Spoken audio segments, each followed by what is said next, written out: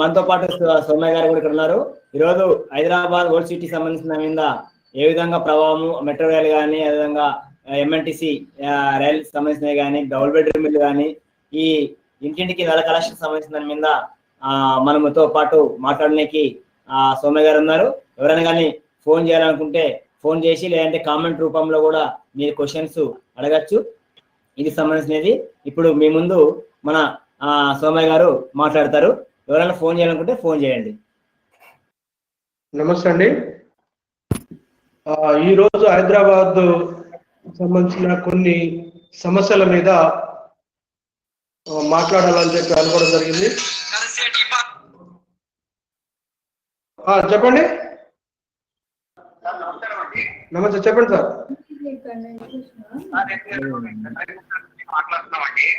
చెప్పండి. మన తెలంగాణ ప్రభుత్వము డబుల్ బెడ్రూమ్ అంటే ఇల్లు లేని వాళ్ళకి పేదలందరికీ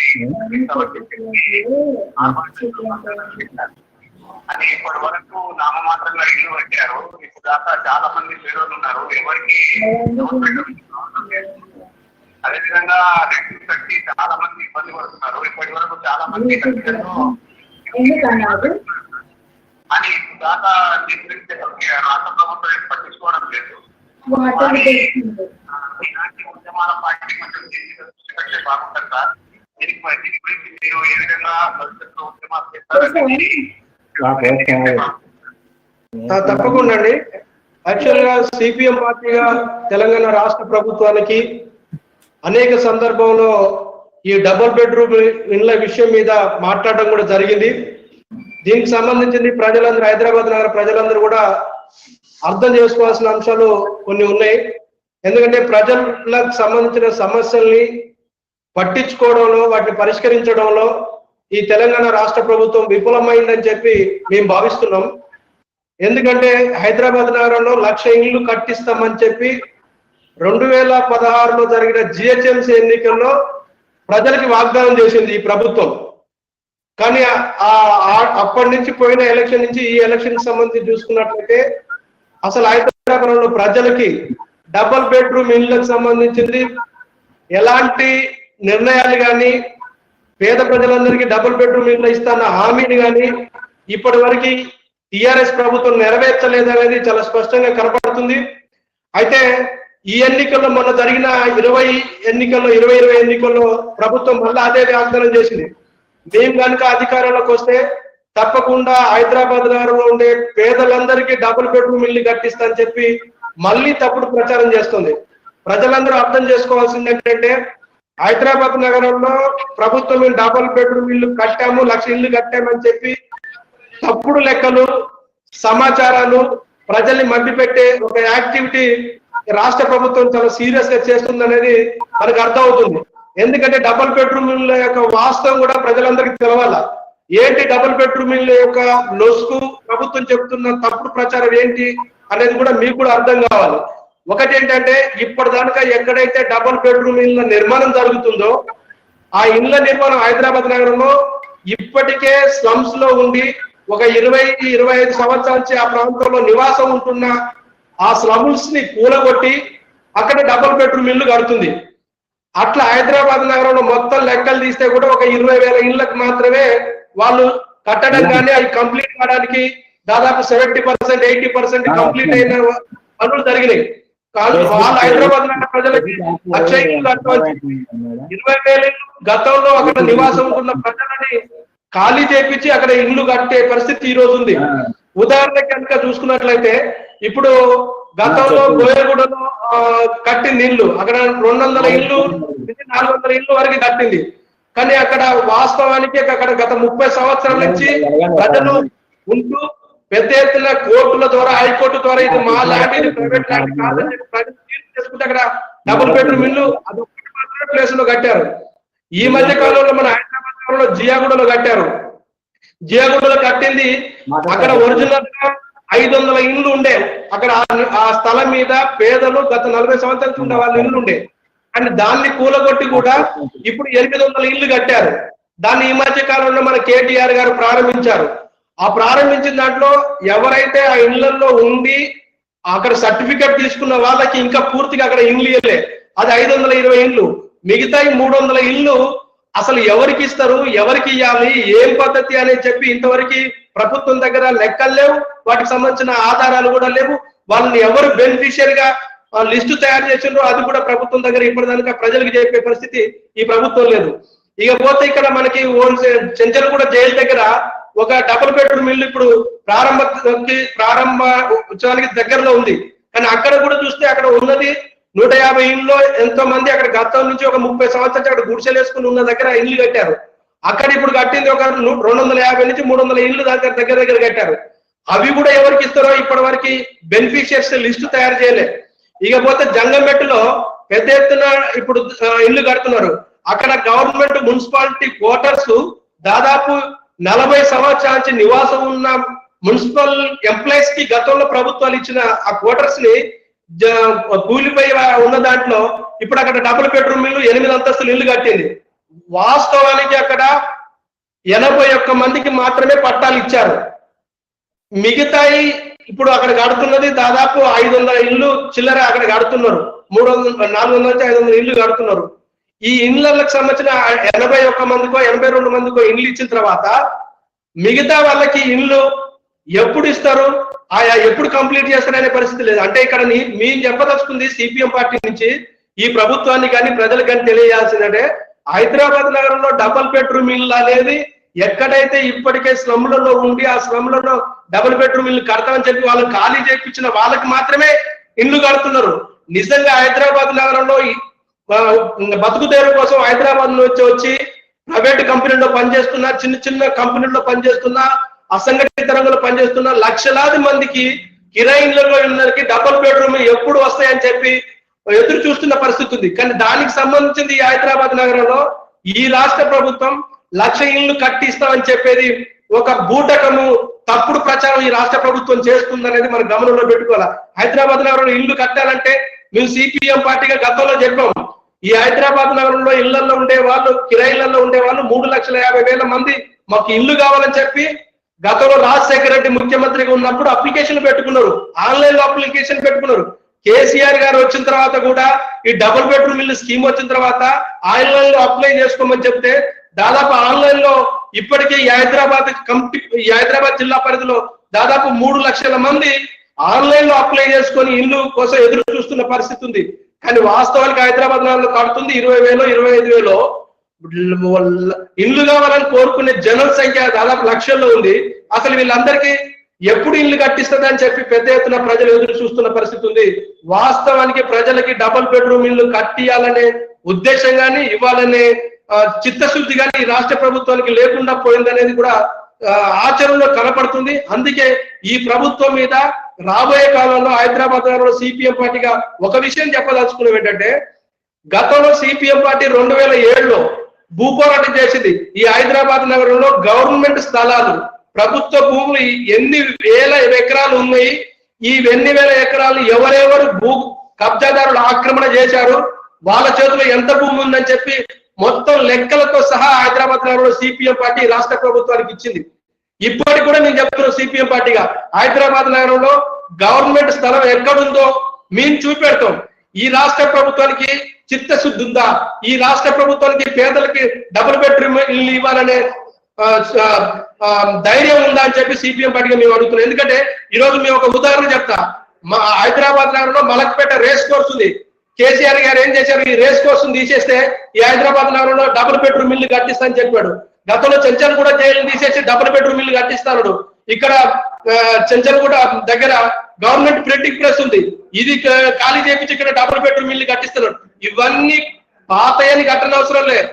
ఇప్పుడు ఎక్కడైతే గవర్నమెంట్ స్థలాలు ఉన్నాయో అక్కడ పేదలకి డబుల్ బెడ్రూమ్ ఇల్లు కట్టడానికి హైదరాబాద్ నగరంలో ఎంత ఖాళీ స్థలం ఉందో మేము చూపెడతాం. బండ్లగూడ మండల పరిధిలో ఎంత ఉంది, మారేడుపల్లి మండల పరిధిలో ఎంత ఉంది, గోల్కొండ మండల పరిధిలో ఎంత ఉంది, చార్మినార్ మండల పరిధిలో ఎంత ఉంది. ఈ రోజు మేము ఎక్కడెక్కడ ఏ మండల పరిధిలో ఎంతెంత గవర్నమెంట్ లా ఉంటుందో సిపిఎం పార్టీ మేము చూపెట్టడానికి సిద్ధంగా ఉన్నాం. డబుల్ బెడ్రూమ్ ఇల్లు కట్టడానికి ఈ రాష్ట్ర ప్రభుత్వానికి చిత్తశుద్ధి ఉందా, నిజంగా పేదలకు సేవ చేయాలనే ఆలోచన ఈ రాష్ట్ర ప్రభుత్వానికి ఉందని చెప్పి సిపిఎం పార్టీగా మేము ఈ రాష్ట్ర ప్రభుత్వాన్ని డిమాండ్ చేస్తున్నాం. ఇప్పటికైనా మీరు చేసిన వాగ్దానాన్ని నెరవేర్చకపోతే మీ తరఫున ఈ ప్రభుత్వానికి ఒకటే తెలియజేస్తున్నాం, మీ తరఫున తప్పకుండా పేదలకి డబుల్ బెడ్రూమ్ ఇల్లు కావాలని రాబోయే కాలంలో పెద్ద ఎత్తున ఉద్యమం చేస్తామని చెప్పి సిపిఎం పార్టీగా ఈ రాష్ట్ర ప్రభుత్వాన్ని హెచ్చరిక చేస్తున్నాం. ఇంకో విషయం, ఇప్పటికే డబుల్ బెడ్రూమ్ ఇల్లు ఉన్నాయి, ఖాళీగా ఉన్నాయి.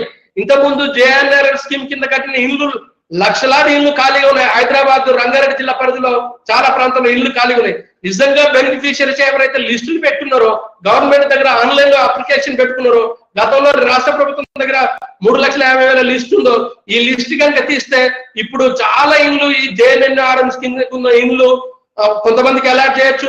హైదరాబాద్ లో కడుతున్న డబుల్ బెడ్రూమ్ ఇల్లు అలాట్ చేయొచ్చు. కానీ రాష్ట్ర ప్రభుత్వానికి చిత్తశుద్ధి ఉండాలని చెప్పి మీ తరఫున కోర్టు రాబోయే కాలంలో మన అందరం కలిసి పెద్ద ఎత్తున ఉద్యమం చేయాలని చెప్పి తెలియజేస్తున్నా ఫ్రెండ్స్.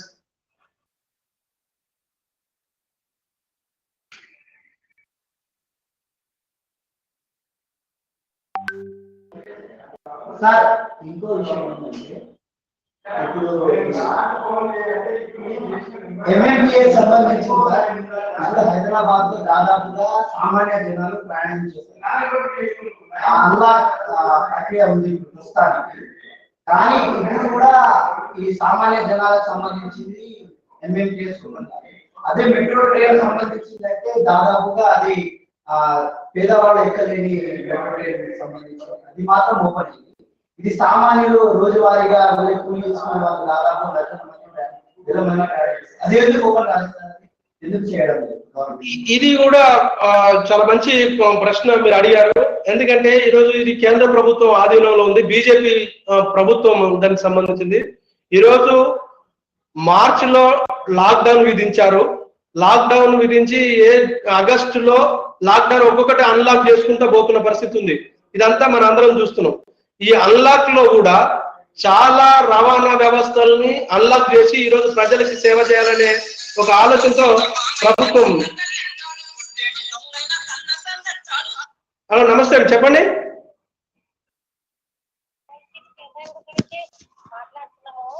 చెప్పండి అమ్మా.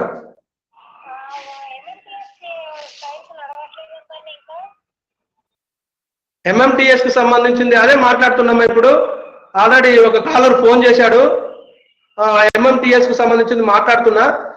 మీరు ఏంటండి అమ్మా, ఎంఎంటీఎస్ కు సంబంధించింది కేంద్ర ప్రభుత్వం అన్లాక్ లో ఇప్పటికే మెట్రో రైల్ కి సంబంధించింది ప్రారంభించింది. అదేవిధంగా రాష్ట్ర ప్రభుత్వం ఆర్టీసీని కూడా రోడ్డు మీదకి తిప్పడం, ప్రజలకు సేవ చేయడం కోసం ఆర్టీసీని కూడా ఈరోజు రంగంలోకి దింపిన పరిస్థితి ఉంది. కానీ కేంద్ర ప్రభుత్వం సామాన్య ప్రజానీకము అతి తక్కువ ఛార్జీలతోటి ఎక్కువ ప్రయోజనం పొందే ఎంఎంటీఎస్ మాత్రం ఈ ప్రభుత్వం ఇంకా పునఃప్రారంభించలేదు. దీన్ని ఆలోచించాల్సింది ఏంటంటే, సిపిఎం పార్టీగా మా దృష్టిలో ఉన్న అంశాలకు సంబంధించింది ఇప్పటికే కేంద్ర ప్రభుత్వం దృష్టికి సిపిఎం పార్టీగా రిప్రజెంటేషన్స్ ఇవ్వడం జరిగిందమ్మా. ఇంతకుముందు హైదరాబాద్ లో దక్షిణ మధ్య రైల్వే మేనేజర్ ని కలిసి సిపిఎం పార్టీగా ఈ ఎంఎంటీఎస్ రైల్ ని పేద ప్రజలకు ఉపయోగపడే ఎంఎంటీఎస్ రైల్స్ ని ఎందుకు ఇంకా ప్రారంభించలేదు? అసలు చాలా మంది అన్లాక్ లో ఈరోజు లాక్డౌన్ లో ఉన్న ప్రారంభానికంటే ముందు ఉన్న పరిస్థితికి ఈ రోజు పరిస్థితికి చాలా డిఫరెన్స్ వచ్చింది. అసలు లాక్డౌన్ లేదు, అన్లాక్ లేదు, మొత్తం సాధారణ జనజీవనం ఈరోజు కొనసాగుతుంది. మరి ఇలాంటి పరిస్థితుల్లో చాలా మంది అసంఘటిత కార్మికులు రోజువారీ కూలీలకు వెళ్తున్నారు, ఉద్యోగాలకు వెళ్తున్నారు, ప్రైవేట్ కంపెనీలో పనిచేసే వాళ్ళు అందరూ వారి ఉద్యోగ పనులు ప్రారంభించారు. కానీ ఎక్కువ మంది రోజుకి 1,000 మంది జర్నీ చేసే 1,000 మంది ప్రయాణ సౌకర్యాలు తీర్చగలిగేటటువంటి ఈ ఎంఎంటీఎస్ ని ఎందుకు ప్రారంభించలేదని చెప్పి మేము అడిగినప్పుడు వాళ్ళ దగ్గర అధికారుల దగ్గర ఎలాంటి సమాధానం లేదు.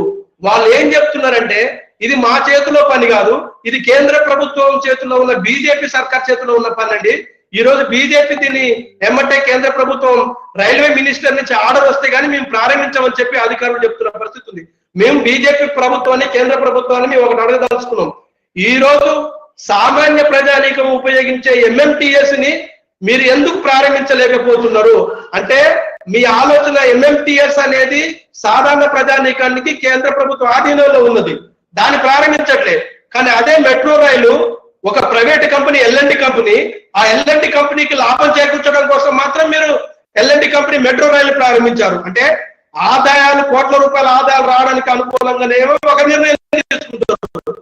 అసలు ప్రభుత్వానికి ఆదాయం వచ్చేది ప్రభుత్వం సార్వజనిక ఉపయోగించే అంశాన్ని మాత్రం ఎంఎంటీఎస్ మాత్రం ఈ ప్రభుత్వం ప్రారంభించట్లేదు. అంటే దీంట్లోనే అర్థమవుతుంది ఈ బీజేపీ ప్రభుత్వం కోట్లాది రూపాయలు గడించడానికి కాంట్రాక్టర్లకి, కార్పొరేటర్లకి, పెద్ద పెద్ద బడా కంపెనీలకు ఉపయోగపడే పద్ధతిలో చర్యలు తీసుకుంటుంది.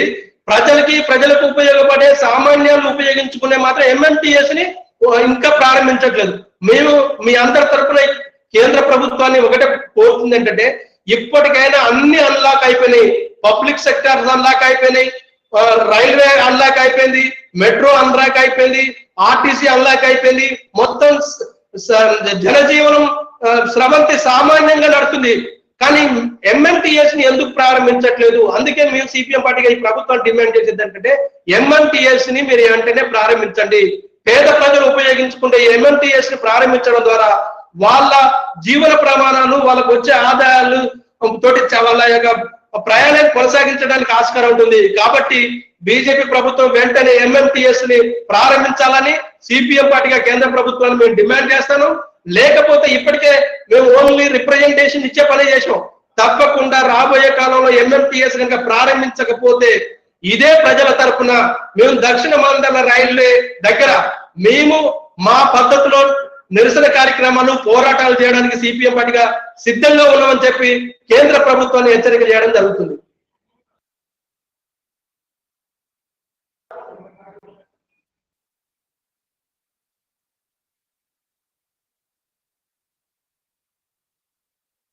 చెప్పండి. రెండోది, ఇప్పుడు మంచినీళ్ళకు సంబంధించిన స్కీము రాష్ట్ర ప్రభుత్వము ఎన్నికల్లో వాగ్దానం చేసింది.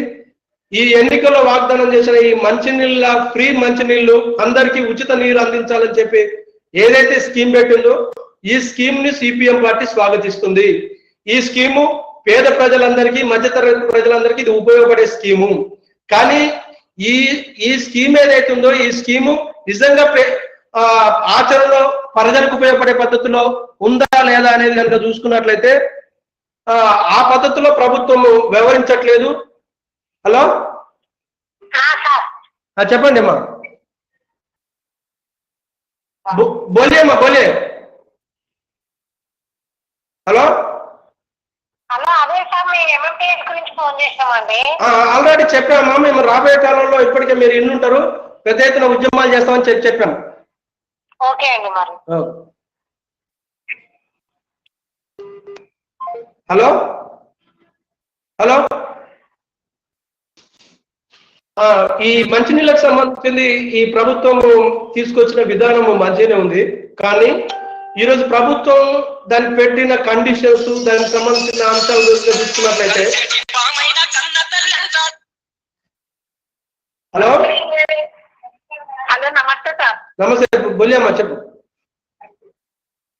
హలో సార్, నమస్తే సార్. నమస్తే నమస్తే, బోలియమ్మా. बोलिए बोलिए, क्या है? पुराने शहर में मेट्रो रेल सीपीएम पार्टी क्या करना चाहिए बोल के साल को निकाल रहे हैं. ओके अम्मा, ठीक है ठीक है, अभी बात करता हूँ मेट्रो रेल बात से.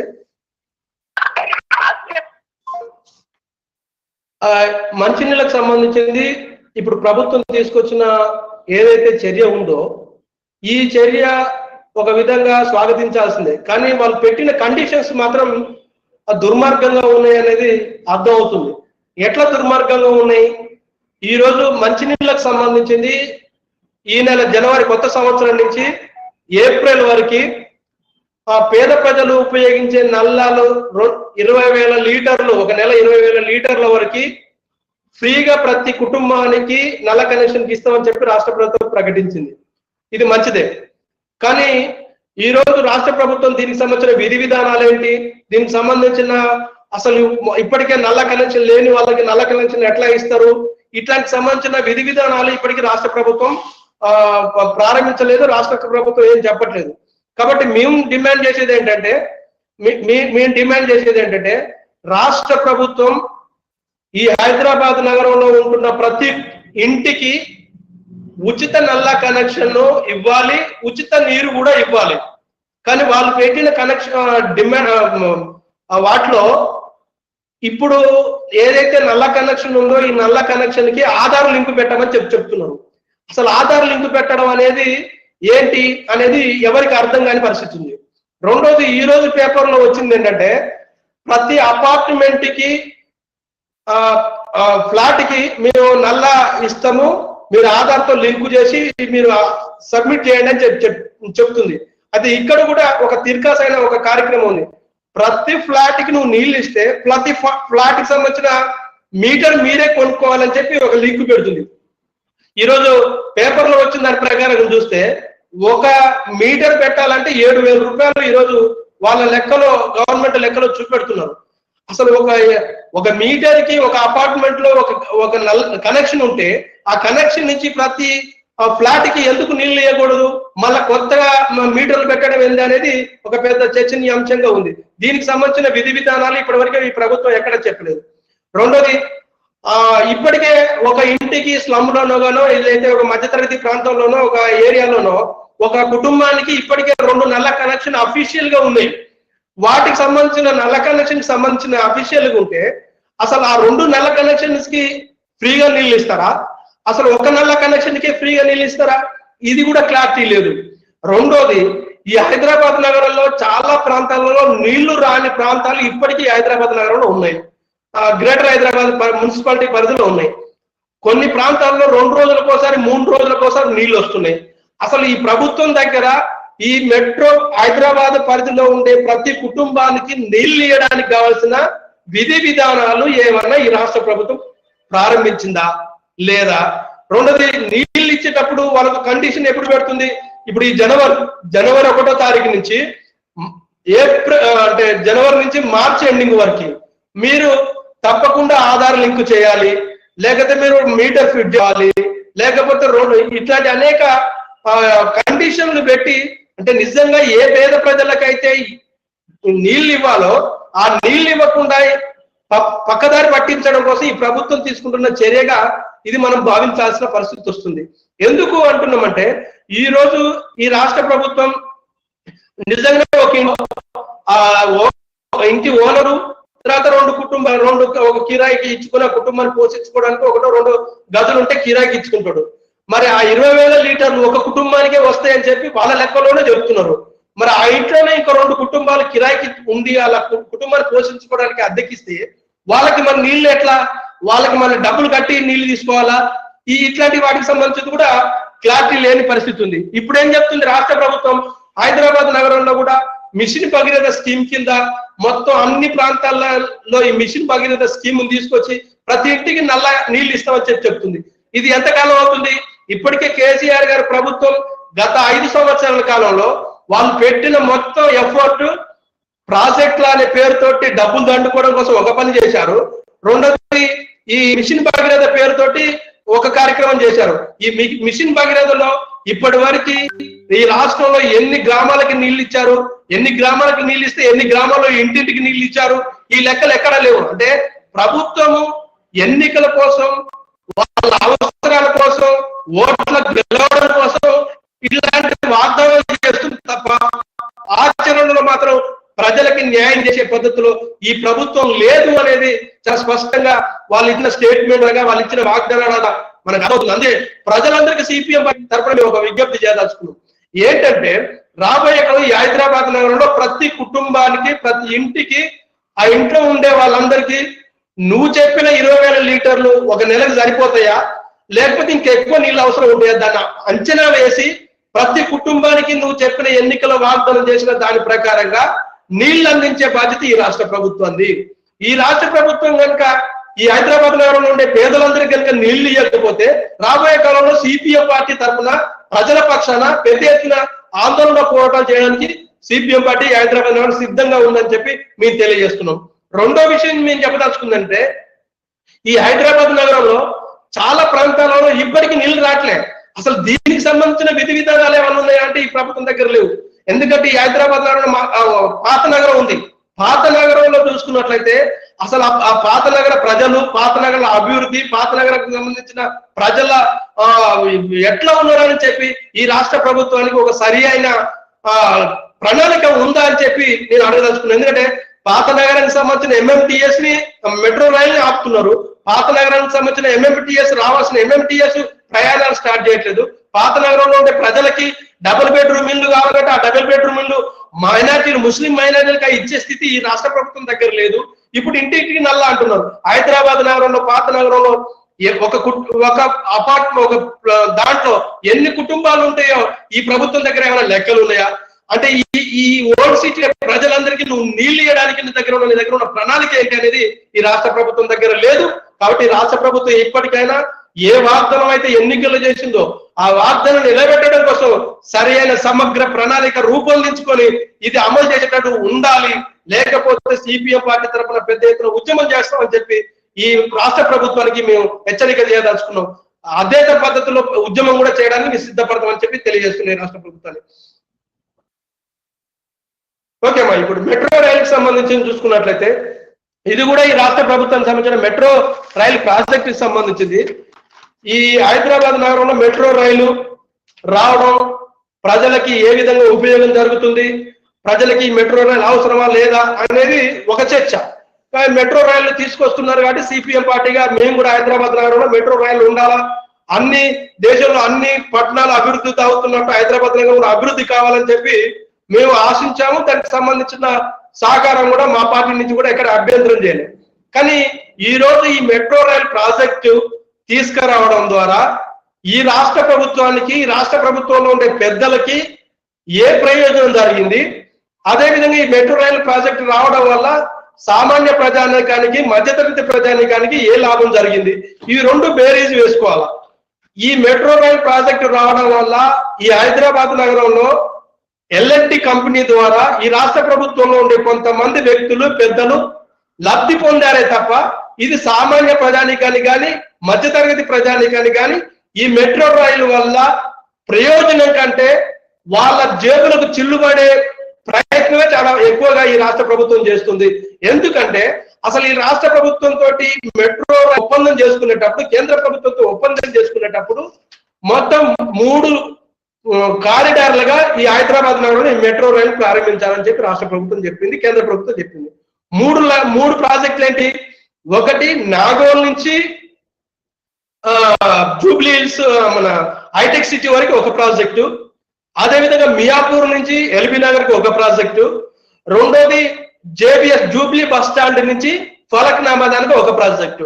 దీనికి అయ్యే మొత్తం కాస్ట్ ఆ రోజు రాష్ట్ర ప్రభుత్వంతో, కేంద్ర ప్రభుత్వంతో L&T కంపెనీ ఒప్పందం చేసుకుంది. 12,000 కోట్ల రూపాయలతో ఒప్పందం చేసుకుంది. ఈ ఒప్పందం ప్రకారంగా ఈ 3 ఏరియాల్లో మొత్తం ఈ ప్రాజెక్ట్ కంప్లీట్ చేయాలి. కానీ ఈరోజు రాష్ట్ర ప్రభుత్వం కానీ, L&T ప్రభుత్వం కానీ ఈరోజు ప్రజలకి ఏ వాగ్దానం అయితే చేసిందో ఆ వాగ్దానం అమలు చేశారా లేదా అని కనుక చూసినట్లయితే ఇది అమలు కాలేదని చాలా స్పష్టంగా మనకు అర్థమవుతుంది. ఏంటి, ఈ రోజు నాగోల్ నుంచి హైటెక్ సిటీ వరకు జరిగిన L&T కంపెనీ పూర్తయిన తర్వాత అక్కడి నుంచి దుర్గం చెరువు వరకు దాన్ని కొనసాగించారు, అది పొడిగించారు, దాన్ని సంబంధించింది. అదే విధంగా నాగోల్ నుంచి ఎల్బీ నగర్ కి ప్రారంభించారు. కానీ ఈ రాష్ట్ర ప్రభుత్వం హైదరాబాద్ నగరంలో ప్రధానమైనది ఓల్డ్ సిటీకి సంబంధించింది. దాని అభివృద్ధి, అక్కడున్న ప్రజల యొక్క బాగోగులకు సంబంధించి కనుక చూసుకున్నట్లయితే ఇప్పుడు జూబ్లీ బస్ స్టాండ్ నుంచి ఫలక్నామా వరకు నిర్మించాల్సిన ఈ మెట్రో రైల్ ని ఎందుకు only central bus stand CBS వరకే నిర్మించారు? అసలు ఓల్డ్ సిటీకి ఎందుకు నిర్మించలేదు? అసలు ఓల్డ్ సిటీ ప్రజలంటే ఈ రాష్ట్ర ప్రభుత్వానికి కానీ, ఇక్కడున్న ఎమ్మెల్యేలకు కానీ, ఇక్కడున్న MIM కానీ ఈరోజు పట్టదా?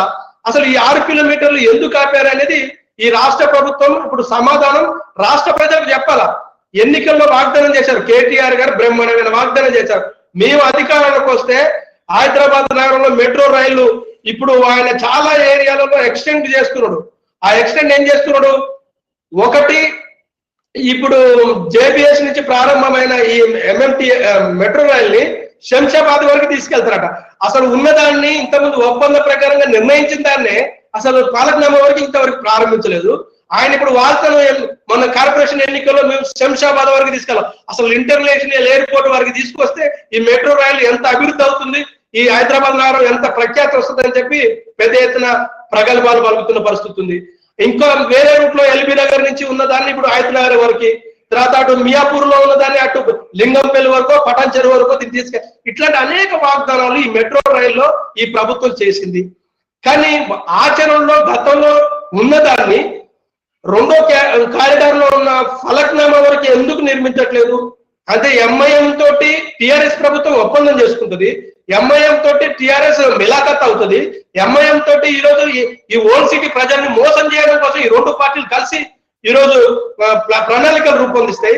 వాళ్ళు ఏదో ఇక్కడ ఉన్న ఎమ్మెల్యేలు ఈ రూట్ కాదు ఇంకో రూట్ పోవాలని చెప్పి అసలు ఓల్డ్ సిటీకి రావాల్సిన మెట్రో రైలు ఎందుకు ప్రారంభించలేదు? అంటే ఓల్డ్ సిటీలో నివసించే ప్రజలు కాదా? ఓల్డ్ సిటీలో ఉండే ప్రజలు మెట్రో రైలు ఎక్కాల్సిన అవసరం లేదా? ఓల్డ్ సిటీలో ఉండే చారిత్రక కట్టడాలకు సంబంధించిన ఈ అంశాలకు సంబంధించిన ఈ ప్రభుత్వం దృష్టిలో లేదా? అంటే ప్రభుత్వం ఎలాంటి వాగ్దానాలు చేస్తుంది, ఎవరికి ఉపయోగపడే పద్ధతిలో చేస్తుందంటే ఇప్పటి వరకు చేసిన ఈ మెట్రో రైళ్లకు సంబంధించి చూసుకున్నట్లయితే మొత్తం మెట్రో రైలు నిర్మాణం చేయబడిన ఎల్ఎన్డి కంపెనీకి మొత్తం గుత్తాధిపత్యం వాళ్ళ చేతిలో పెట్టేసి వారి నుంచి రావాల్సిన మొత్తం లావాదేవీలు, వాళ్ళ నుంచి రావాల్సిన పర్సంటేజ్లు ఈ రాష్ట్ర ప్రభుత్వానికి వచ్చినాయి కాబట్టి సపోర్ట్ చేయకుండా ఉంటున్నారని చెప్పి సిపిఎం పార్టీగా మేము భావించాల్సిన వస్తుంది.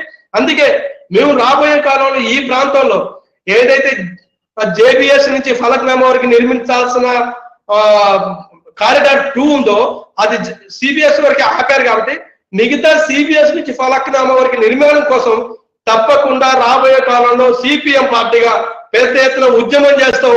ఇక్కడున్న ఎంఐఎం పార్టీ కానీ ఇక్కడున్న టిఆర్ఎస్ కానీ వీటికి సంబంధించిన సరైన సమాధానం ఈ ఓల్డ్ సిటీ ప్రజలకు సమాధానం చెప్పాలా. ఈ ఓల్డ్ సిటీకి మెట్రో రైలు ఎందుకు రావట్లేదో చెప్పాలా. మీరు రకరకాలైన పద్ధతిలో మీ ఆస్తులు పోతాయని చెప్పి రూట్లు మార్చేసేస్తే ఈ ప్రజల్ని మభ్య పెట్టే కాలం ఎంతకాలం ఉండదు. కాబట్టి ఇది అర్థం చేసుకోవాలని చెప్పి ఈ ప్రభుత్వాన్ని మేము డిమాండ్ చేస్తాము. ఇది కేంద్ర ప్రభుత్వం దగ్గర నుంచి దాదాపు 3,000 కోట్ల రూపాయలు తీసుకుంది ఎల్ఎన్టీ, రాష్ట్ర ప్రభుత్వం నుంచి 1,200 కోట్ల రూపాయలు తీసుకుంది. మొత్తం 4,500 కోట్ల రూపాయలు తీసుకొని నువ్వు అనుకున్న లక్ష్యానికి అనుగుణంగా ఎందుకు నిర్మాణం చేపట్టట్లేదు? ఎల్ఎన్టీ కంపెనీ ఎందుకు చేయకపోతే ఈ రాష్ట్ర ప్రభుత్వం కేంద్ర ప్రభుత్వం ఎందుకు ఈ ఎల్ఎన్టీ సంస్థ మీద చర్యలు తీసుకోవట్లేదు? ఆ కంపెనీ ఎందుకు బ్లాక్ లిస్ట్ లో పెట్టట్లేదు అని చెప్పి సిపిఎం పార్టీగా మేము డిమాండ్ చేస్తున్నాం. కాబట్టి ఏంటంటే ఇప్పటికైనా రాష్ట్ర ప్రభుత్వం, బీజేపీ కేంద్ర ప్రభుత్వం వెంటనే ప్రజల పక్షాన నిలబడి ప్రజలకు ఉపయోగపడే చర్యలు చేయాలని చెప్పి సిపిఎం పార్టీగా మేము డిమాండ్ చేస్తున్నాం. లేకపోతే ఎల్ఎన్టీ సంస్థ దగ్గర కానీ ఈ రాష్ట్ర ప్రభుత్వం దగ్గర కానీ పెద్ద ఎత్తున ఉద్యమాలు చేయడం కోసం మేమంతా సిద్ధపడతామని చెప్పి తెలియజేస్తున్నాం. ఇదే కాదు, ఈ హైదరాబాద్ నగరంలో మేము రాబోయే కాలంలో సిపిఎం పార్టీగా ఈ హైదరాబాద్ నగరంలో ప్రజల పక్షాన, ప్రజా సమస్యల పక్షాన నిరంతరం మాట్లాడుతుంటాం. నిరంతరం మీరు మా దృష్టికి తీసుకొస్తే మీ తరఫున ప్రభుత్వాన్ని అడగడం కోసం, ప్రభుత్వం మీద ఒత్తిడి తీసుకురావడం కోసం సిపిఎం పార్టీ తరఫున మేము సన్నద్ధం అవుతామని చెప్పి కోరుతున్నాను. అందుకే ఈ లైవ్ ప్రోగ్రామ్ లో వీక్షిస్తున్న ప్రజలకి, ఈ లైవ్ ప్రోగ్రామ్ లో నాతో మాట్లాడిన ప్రజలందరికీ ప్రత్యేకమైన ధన్యవాదాలు తెలియజేస్తూ రాబోయే కాలంలో ఈ ఓల్డ్ సిటీలో ఈ హైదరాబాద్ నగరంలో ప్రధానమైన కొన్ని సమస్యలు ఉన్నాయి. ఈ సమస్యల మీద రాబోయే కాలంలో మీతో మేము మాట్లాడడానికి సిద్ధంగా ఉన్నాం. ఆ సమస్యలకు సంబంధించింది ఏంటంటే ప్రధానంగా డబుల్ బెడ్రూమ్ ఇల్లు ఒక సమస్య చాలా తీవ్రంగా ఉంది హైదరాబాద్ నగరంలో. అదే విధంగా రేషన్ కార్డుల సమస్య చాలా తీవ్రంగా ఉంది ఈ హైదరాబాద్ నగరంలో. అదే విధంగా యువత, ఈ హైదరాబాద్ లో యువత చాలా ఉద్యోగాలు లేక చదువులు కంప్లీట్ అయిపోయి నిరుద్యోగులుగా ఈ హైదరాబాద్ లో చాలా మంది, లక్షలాది మంది నిరుద్యోగులు ఈ హైదరాబాద్ నగరంలో ఉన్నారు. ఈ రోజు చిన్న చిన్న షాపులలో పనిచేసే కార్మికులకు సంబంధించిన వాళ్ళ జీతభత్యాలు సరిపోక అనేక ఇబ్బందులు పడుతున్న పరిస్థితి ఉంది. ఇట్లా వైద్యం సంబంధించిన ఉస్మానియా హాస్పిటల్ సమస్య ఉంది. ఈ రోజు అనేక రాష్ట్ర ప్రభుత్వం చెప్తుంది డిస్పెన్సరీలలో మేము బస్తీ దవాఖానాలను ఏర్పాటు చేస్తున్నామని చెప్తుంది. ఈ బస్తీ దవాఖానాలో ఏం జరుగుతుందో అనేక విషయాలు ఉన్నాయి. ఇట్లాంటి అనేక విషయాల మీద రాబోయే కాలంలో సిపిఎం పార్టీగా మీ తరఫున మేము మాట్లాడడానికి సిద్ధంగాను, మీతో కూడా మేము మీ ఆలోచనలు కూడా తీసుకొని, మీ అభిప్రాయాలు కూడా తీసుకొని మన అందరం కలిసి ఈ రాష్ట్ర ప్రభుత్వం మీద, కేంద్ర ప్రభుత్వం మీద రాబోయే కాలంలో పెద్ద ఎత్తున ఉద్యమాలు చేయడం కోసం మనందరం సన్నద్ధం కావాలని. మీరు సిద్ధంగా లేకపోతే ఈ రాష్ట్ర ప్రభుత్వాలు, కేంద్ర ప్రభుత్వాలు ప్రజల్ని మభ్యపెడతాయి, ప్రజల్ని మోసం చేస్తాయి. ఎన్నికలు వచ్చినప్పుడు మాత్రమే మన దగ్గరికి వస్తారు తప్ప నిరంతరం ప్రజల కోసం పనిచేసే ఈ పార్టీలు కావు. ప్రజల కోసం పనిచేసేది ఒక ఎర్ర జెండా పార్టీయే. కాబట్టి ఎర్ర జెండా పార్టీని మీరు హక్కులో చేర్చుకొని ఎర్ర జెండా పార్టీకి మీరు అందరూ సహాయ సహకారాలు అందించాలని చెప్పి సిపిఎం పార్టీగా మరొకసారి మీ అందరికీ విజ్ఞప్తి చేస్తూ ధన్యవాదాలు తెలియజేస్తున్నాం ఫ్రెండ్స్.